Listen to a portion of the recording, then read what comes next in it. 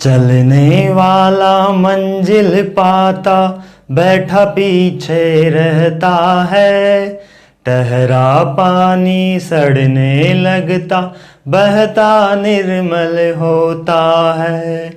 पाँव मिले चलने की खातिर पाँव पसारे मत बैठो। आगे आगे बढ़ना है तो हिम्मत हारे मत बैठो। नमस्कार दोस्तों, मैं अजय आपका स्वागत करता हूं हमारे YouTube चैनल करमजा में। तो दोस्तों, अपन देख रहे थे कक्षा 10 का क्रैश कोर्स, उसी के साथ में अपन महत्वपूर्ण क्वेश्चन भी देख रहे थे। तो आज देखते हैं अपन चैप्टर नंबर 4, जो कि है आपके दो चरों वाले रैखिक समीकरण व असमीकरण। दोस्तों आइए देखते हैं। आपके पास इसमें शब्द दिए हुए हैं समीकरण और असमीकरण। तो देखिए समीकरण क्या होती है और असमीकरण क्या होती है। मान लीजिए आपके पास आ जाए 4x + 3y बराबर आ जाए आपके पास में 3 आ जाए, तो ये तो क्या हुआ, ये समीकरण हुआ। यदि यही ऐसे आ जाए 4x + 3y, यदि ये बड़ा हो 3, यदि आपके पास यहाँ वाला चिन्ह और यहाँ वाला चिन्ह दोनों अलग अलग आएंगे, बराबर आएगा, तो वो समीकरण होगा। और यदि बड़े छोटे की बात करेगा तो असमीकरण होगा। हम देखते हैं ग्राफ में आपके पास दो समीकरण दिए हुए हैं। a1x + b1y + c1 बराबर 0, a2x + b2y + c2 बराबर 0। आपके पास ऐसे कोई दो समीकरण दिए गए होंगे और आपको उसमें बताना होगा ग्राफ का हल कैसा होगा। तो आपको देखिए यहाँ पे ग्राफ 3 प्रकार की हो सकती है। आपके पास तीनों प्रकार कैसे हो सकते हैं। मान लीजिए आपके पास पहला, यदि a1 यानी x का गुणांक बटा दूसरे वाले जो समीकरण दिया हो उसमें x का गुणांक a2, और यहाँ से b1 और यहाँ से b2, यदि इन दोनों को अपन लेते हैं और ये दोनों बराबर नहीं आते तो ग्राफ आपका प्रतिच्छेदी होगा। कैसा होगा आपका ग्राफ? प्रतिच्छेदी। प्रतिच्छेदी का भी अर्थ देखिए, अभी आपका ग्राफ होगा प्रतिच्छेदी। प्रतिच्छेदी का अर्थ होता है कि जैसे कि आपके पास ऐसे कोई ग्राफ है, तो ये ग्राफ क्या करेगा, जैसे कि एक रेखा ऐसे गई और दूसरी रेखा ऐसे गई, तो आपके पास एक रेखा का समीकरण तो ये आ गया और दूसरी रेखा का समीकरण मान लीजिए ये आ गया। तो ये दोनों आपस में प्रतिच्छेद होंगे और आपके पास एक ही बिंदु मिलेगा, यानी कि एक ही बिंदु पर ये प्रतिच्छेद होंगे। तो इसके लिए एक तो प्रतिच्छेदी रेखाएं हो गई और एक आगे देखिए इसका अद्वितीय हल होगा। अद्वितीय हल का मतलब होता है कि एक ही हल प्राप्त होगा, यानी कि एक ही जगह क्रॉस करेगी, एक ही जगह दोनों लाइनें टच होगी, तो इसको अद्वितीय हल कह देते हैं। और इसका हल कैसा होगा, यदि यहाँ से हल प्राप्त हो रहा है तो इसका हल कह देंगे अपन संगत हल।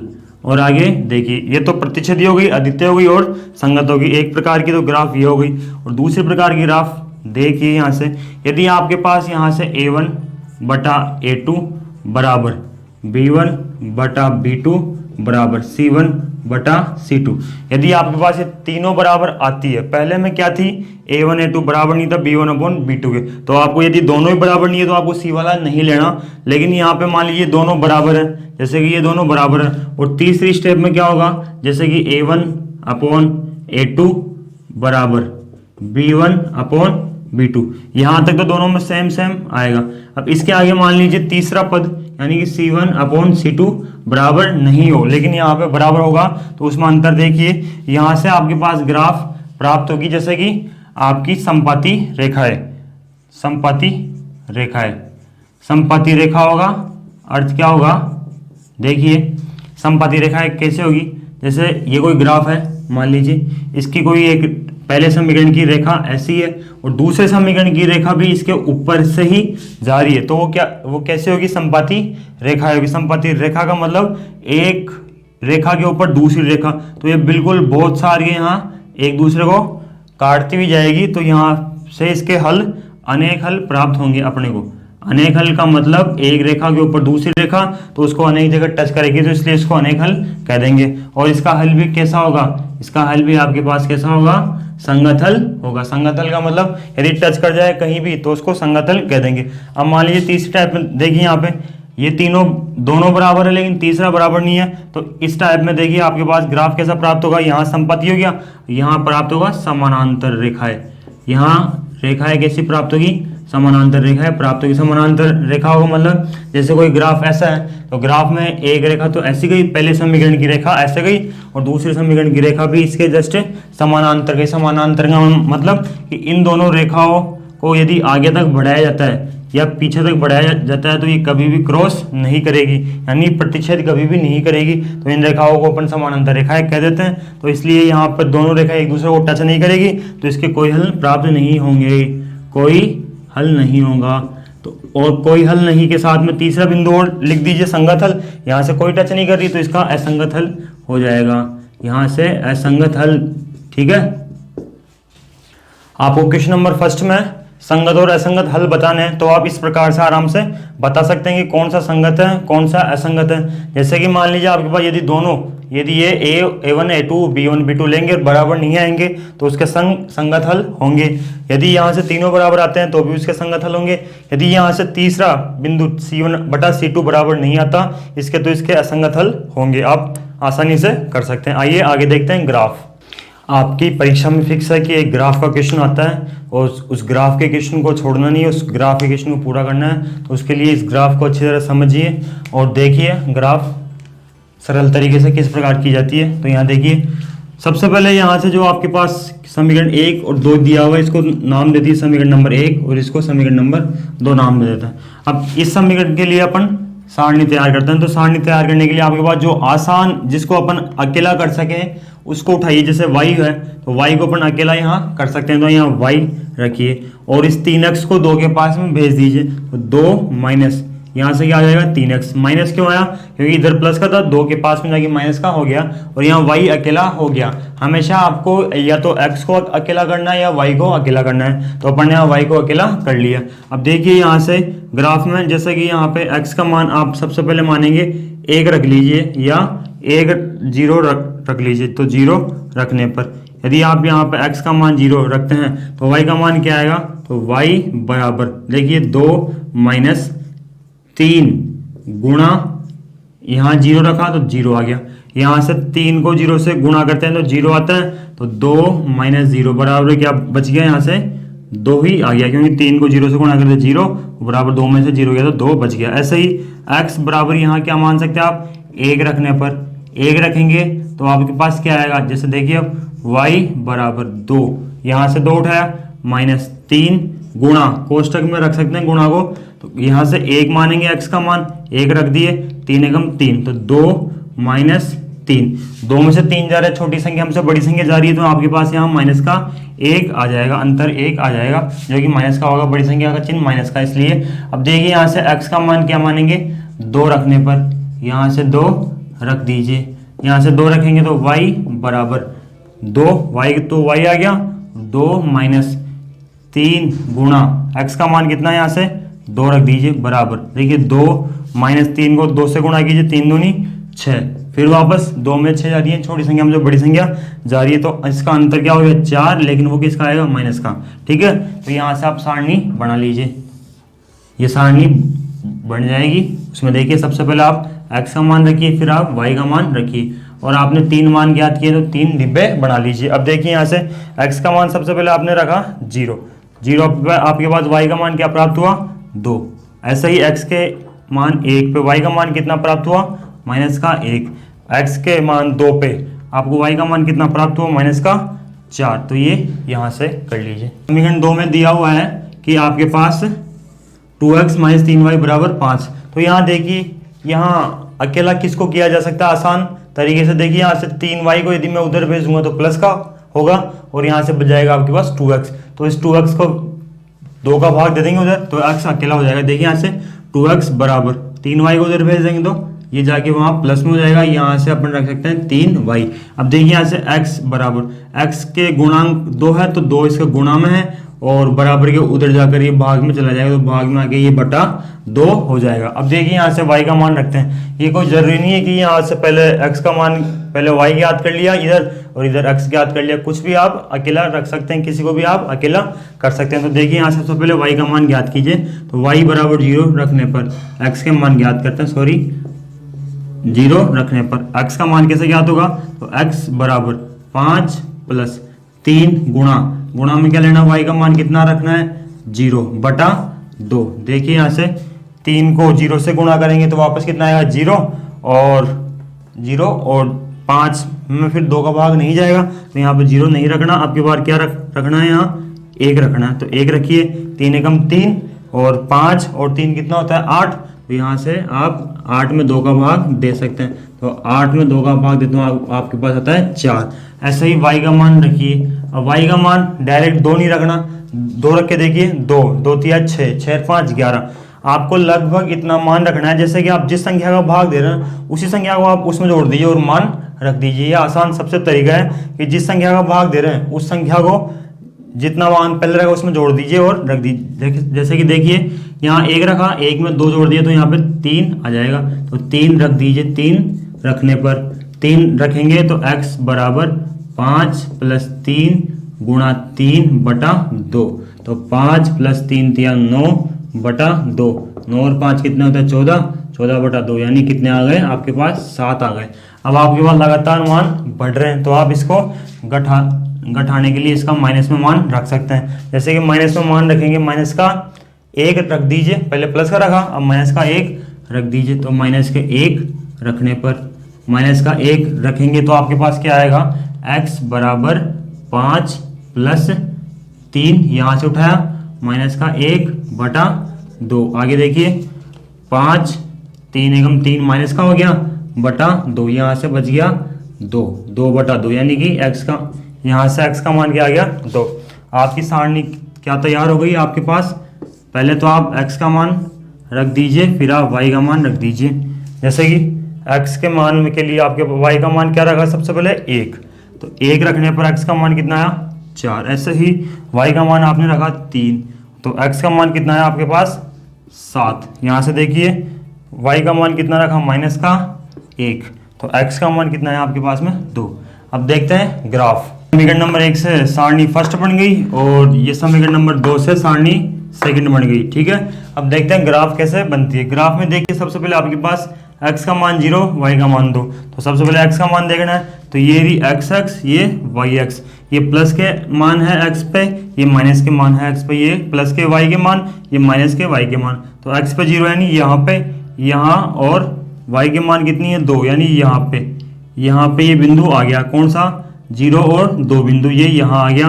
और दूसरा बिंदु देखिए 1 और -1, प्लस का तो 1 और y का मान -1 यानी -1 नीचे।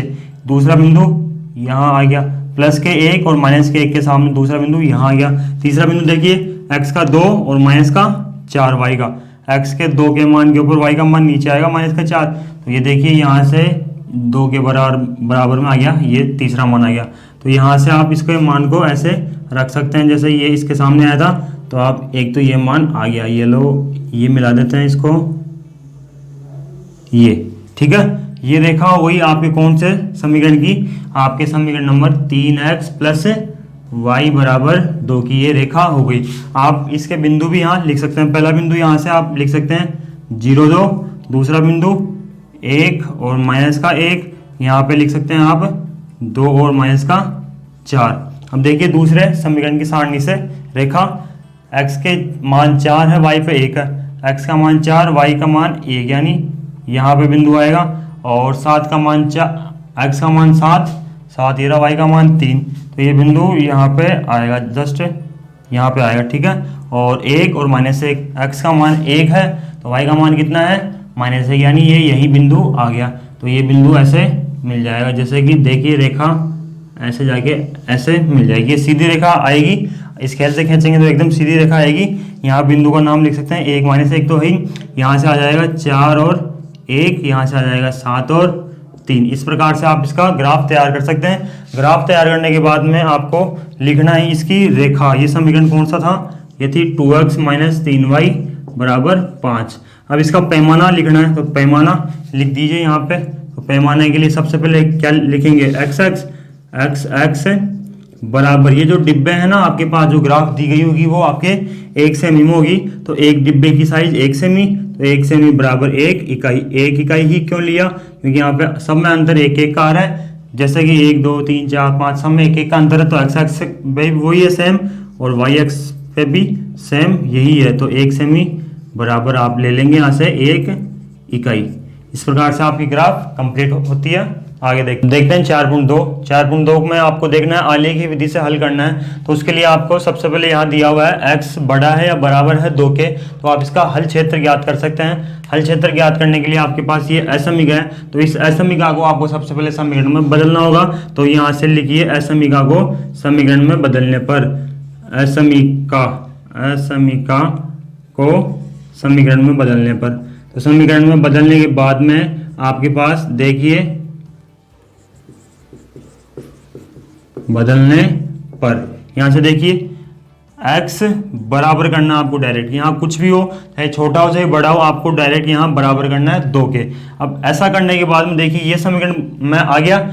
अब यहाँ से x बराबर 2 ये एक समीकरण बन गया। अब यहाँ से देखिए आप यहाँ y का मान 0 रखिए तो भी x का मान 2 रहेगा, आप यहाँ y का मान 1 रखिए तब भी x का मान 2 रहेगा, क्योंकि यहाँ पे y का पद अपने को दिखाई नहीं दे रहा है। यहाँ y का मान कुछ भी हो आपके पास x का मान हमेशा 2 ही रहेगा। तो आप इसको सीधा डायरेक्ट भी कर सकते हैं, जैसे कि x बराबर 2 है तो यहाँ से x का मान 2 है तो आप सीधी की सीधी रेखा खींच सकते हैं 2 के ऊपर। यदि आपके पास यहाँ मान लीजिए y आता कि y बराबर 2 तो y बराबर 2 के लिए यहाँ से आप सीधी रेखा खींच सकते थे, और इसी प्रकार आपके पास यहाँ x बराबर 5 आता तो आप 5 के ऊपर सीधी रेखा खींच सकते हैं। अब आपको ज्ञात करना है इसका हल क्षेत्र। हल क्षेत्र या तो उधर होगा या इसका हल क्षेत्र इधर होगा, केंद्र की यानी 0 की तरफ होगा या इससे 0 से बाहर की तरफ होगा। तो वो देखने के लिए सबसे पहले अब देखिए ये जो x बराबर 2 दिया हुआ है इसको मूल बिंदु पर रखिए। जैसे कि मूल बिंदु क्या होता है, मूल बिंदु होता है जहां पर x और y का मान क्या हो जाए 0 0 हो जाए। तो मूल बिंदु 0 0 के लिए देखिए एक बार यहाँ आपके पास चाहे x है चाहे y है, आपको इन दोनों को 0 0 करना है। तो यहाँ से देखिए 0, अब यहाँ असमीका में आ जाइए, असमीका के लिए मूल बिंदु के लिए मतलब असमीका पर मूल बिंदु, ठीक है। तो असमीका में आ जाइए, यहाँ से x का मान 0 रख दीजिए और ये जो चिन्ह दिया हो वो का वो यहाँ रख दीजिए। ये रखने के बाद में देखिए आपके पास यदि 0 बड़ा है 2 से, ये क्या सत्य है? नहीं, ये असत्य है। हमेशा 2 का मान 0 से बड़ा होता है तो ये असत्य है। आप इसको लिख सकते हैं यह कथन असत्य है, यह कथन असत्य है, इसलिए यह असंतुष्ट होगा, असंतुष्ट, ठीक है। आप यहाँ लिख सकते हैं असंतुष्ट। यदि ये असंतुष्ट हो गया तो आपको इसको 0 दिया हुआ है, उस 0 से बाहर की तरफ इसका हल क्षेत्र प्राप्त होगा। बाहर की तरफ का मतलब इधर आपका हल क्षेत्र प्राप्त होगा, तो इसका हल क्षेत्र 0 से दूर प्राप्त होगा। यदि आपके पास यहाँ संतुष्ट होता तो ये हल क्षेत्र 0 के तरफ होता, लेकिन यहाँ असंतुष्ट है इसलिए 0 के बाहर की तरफ हो गया, ठीक है। अब देखते हैं x - 2y छोटा है 0 से, इस असमीका के लिए हल क्षेत्र। देखिए सबसे पहले आपको असमीका को आपको समीकरण में चेंज करना है। तो समीकरण में चेंज करने के लिए आपके पास देखिए ये जो दिया हुआ है इसकी जगह बराबर रखना है और बराबर में 0 रखना है। तो x - 2y बराबर 0। अब देखिए इसको आपने समीकरण में चेंज कर लिया। अब समीकरण में चेंज करने के बाद में इसमें y के जैसे कि x बराबर आपके पास 2y को उधर भेज दिया तो आपके पास आ गया 2y, ठीक है। अब यहाँ से y का मान रखिए और x का मान निकालिए। अब यहाँ से आपने y का मान जैसे यहाँ सारणी बना लीजिए, एक सारणी बनाने के बाद में देखिए यहाँ से पहले तो x का मान आएगा फिर y का मान आएगा। अब यहाँ से आपने x बराबर 2, पहले y का मान रख दिया मान लीजिए 1, फिर आपने x बराबर 2 फिर एक कुछ मान रखेंगे, फिर x बराबर 2 यहाँ पर एक और कुछ मान रखेंगे, यानी y की जगह 1 रख दीजिए मान लीजिए, फिर 2 रख दीजिए, फिर 3 रख दीजिए। तो x का मान कितना आ गया पहले तो 2, फिर x का मान कितना आ गया 2 दूनी 4, फिर 3 रखा तो 3 दूनी 6 मान आ गया, यानी 1 2 3 y के 1 2 और 3 मान पे x का मान कितना है 2 4 6, यहाँ से 2 आ गया, यहाँ से 4 आ गया, यहाँ से 6 आ गया। इसको ग्राफ में देखते हैं 2 पे 1, यानी y के मान 2 पे x के मान 2 पे y का मान 1 आ गया और x के मान 4 पे y का मान 2 आ गया, यानी 4 पे कितना आएगा यहाँ से 2 आ गया और 6 पे कितना आएगा 3, 6 पे आ गया आपके पास 3। तो ये लगभग ग्राफ आपके मूल बिंदु से होकर गुजरने वाला है, मूल बिंदु यानी यहाँ से ये ग्राफ गुजरने वाला है। अब देखिए इसको यहाँ से यहाँ तक करने के बाद में आपको करना क्या है, अब इसमें जो असमीका है उसको मूल बिंदु पर रखना है। तो असमीका को मूल बिंदु पर रखिए, असमीका को मूल बिंदु पर मूल बिंदु पर मतलब 0 और 0 पर x का मान 0, y का मान भी 0 रखेंगे। तो x के मान के लिए 0 रख दीजिए -2, ये असमिका थी तो यहाँ से y का मान भी 0 रख दीजिए और ऐसा कर दीजिए। देखिए 0 2 को 0 से गुणा करेंगे 0, 0 में 0 गया तो 0, तो 0 और 0 ये आपके पास प्राप्त हुआ, यानी कि 0 छोटा होगा 0 से। ऐसा कोई कथन है आपके पास तो यह कथन असत्य है, कथन असत्य है। यदि आपके पास ये कथन असत्य है तो आपका हल क्षेत्र केंद्र की ओर नहीं होगा, केंद्र से बाहर की ओर होगा, यानी 0 से दूर होगा। तो इधर जाएंगे तो भी केंद्र से बाहर जा रहा है और ऊपर आएंगे तो भी केंद्र से बाहर आ रहा है। तो इसमें कन्फ्यूजन आ गया। तो इस कन्फ्यूजन को दूर करने के लिए आप देखिए असमिका को, असमिका आपके पास दी हुई है x - 2y छोटा है 0 से, यहाँ से x 2y को उधर भेजिए, आपके पास यहाँ बच गया 2y। अब इसमें देखिए आपके पास यदि अपन x का मान 1 रखेंगे, y का मान 1 रखेंगे तो यहाँ तो आएगा 1, यहाँ आएगा 2। जैसे यहाँ पे 2 रखेंगे तो यहाँ भी 2 रखेंगे, यहाँ 4 आएगा, यहाँ आएगा 2। तो इसमें आप देखिए कि y के मान बढ़ रहे हैं, y का मान बढ़ा हुआ प्राप्त होता है x के और y के समान मान पे। तो इसमें आपको y का मान बड़ा करना है, तो y के मान बड़े देखिए प्लस की तरफ होता है, माइनस की तरफ तो y का मान छोटा होता है, प्लस की तरफ बढ़ेंगे। तो इसका मतलब इसका हल क्षेत्र y की तरफ होगा, यानी y बड़ा है तो y की तरफ होगा, तो ये हल क्षेत्र y की तरफ कर देंगे। आपका ये क्वेश्चन थोड़ा सा अलग है, इसको ध्यान से देखना आप, तो आप इसको इस प्रकार कर सकते हैं। दोस्तों यदि आपको हमारी कक्षाएं अच्छी लगी हो तो लाइक कीजिए, शेयर कीजिए, सब्सक्राइब कीजिए। धन्यवाद।